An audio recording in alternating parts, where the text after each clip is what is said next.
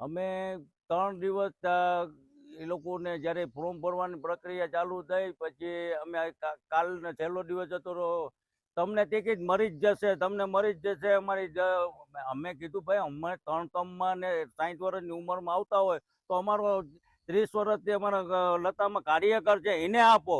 તમે જે ટિકિટ આપેલી છે વોર્ડ નંબર 10ની અંદરમાં કોઈ દિવસ અમે જોયા નથી. એ કોઈ સક્રિય સભ્ય નથી, કોઈ પ્રાથમિક સભ્ય નથી. અને બીજા વોર્ડમાંથી આવીને અમને અમારી વોર્ડની અંદરમાં તમે ટિકિટ આપી તો અમારો એરિયો આવે પેરેડાઇઝ વિસ્તાર, પછી લક્ષ્મીનગર સોસાયટી, પછી વીવી બજાર, એ પેરેડાઇઝ વિસ્તાર, આખા વિસ્તારની અંદરમાં કોઈ પ્રતિનિધિ જ ન તમને આપેલો.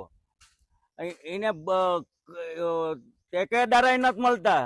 આવા વ્યક્તિને ટિકિટ આપી દીધી. ઓલા બકાલું વેચે એમ ટિકિટોને વેચણી થતી હતી કાલે.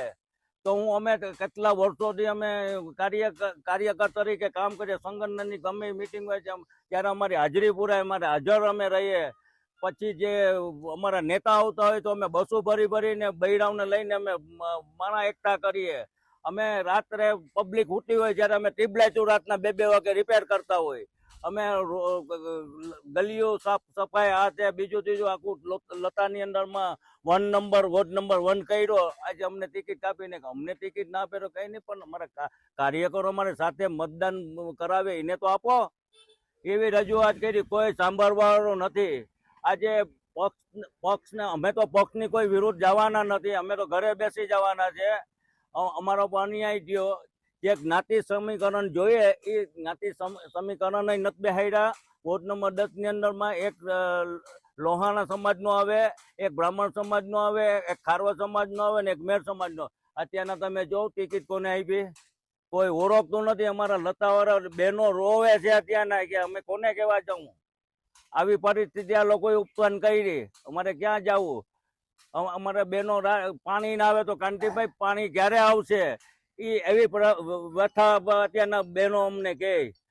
આ વસ્તુ ક્યાં હિસાબે અમારે કઈ રીતે સહન કરવાની?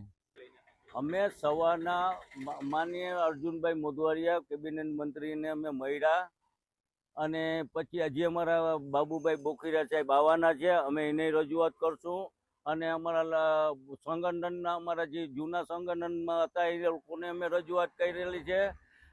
છતાંય અમારું કોઈ સાંભળવાળું નથી. કે ઉપરથી જે ફાઇનલ થઈ ગયું. આજે અત્યાર સુધી ટિકિટોને ફેરફાર થાય છે. 2-3 લોકોની ટિકિટોના ફેરફાર થાય. શા માટે ભાઈ ફેરફાર થાય? તો અમારા કાર્યકરનો અમારા વોર્ડમાં જે સક્રિય કાર્યકર છે અમારા લતામાં એને આપો ટિકિટ, અમને ના આપો તો કઈ નહીં. તો અમે દિલ ધરીને કામ કરીએ. લતામાં અમે કોકનું પ્રશ્ન અમે તો અમે કહેવા તો થાય. આજે આ લોકોને અમે ચારેયને ઓળખતા નથી. કોની આગળ જવાનું અમારે? આ ઉમેદવાર કોઈ દી ભાજપ કાર્યાલય અહીંયા જોઈ જ નથી. 4 ઉમેદવાર, એમાં એકાદો ઉમેદવાર છે તો એ સક્રિય સભ્ય હશે, પણ એ મારી 3 જણામાંથી તો કોઈ દી ભાજપની કાર્યાલય જોઈ નથી ને કાર્યાલય જ્યાં આવી.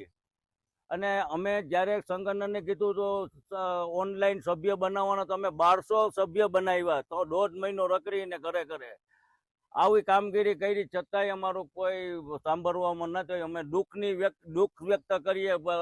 અમે હાઈકમાન્ડને કહીએ કે ભાઈ આની સંજ્ઞાન લ્યો. આ કાર્યકરોને હું ઘરે બેસાડવાનું છે કે પક્ષને આગળ લઈ જવાનું છે? એટલું રોક્યો. અમારો પરિવારે છેલ્લે એમ કીધું, અમારા કાર્યકરોએ પરિવારો કે આપણે સંન્યાસ લઈ લેવો જોઈએ રાજકારણમાં. અમારા કાર્યકરોને ટિકિટ ના મળતી હોય તો અમારે કરવાનું શું?